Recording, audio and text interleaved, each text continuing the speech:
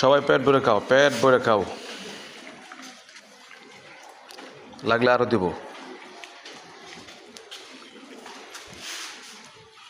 ঠিক আছে। কুকুরগুলো আজকে অনেক ক্ষুধার্ত ছিল।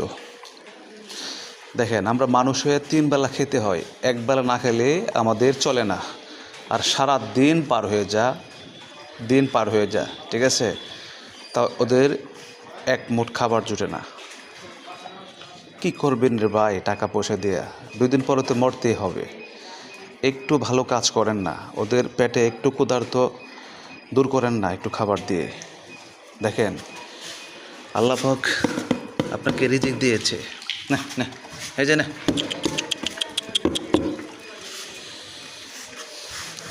রিজিক তো আপনাকে আল্লাহ দিয়েছে, তো একটু ওদের সেবা করেন না, একটা রুটি দেন, একটা কেক দেন ভাই, এইটার প্রতিদান আপনি পাবেন কাল হাসরের দিন ভাই।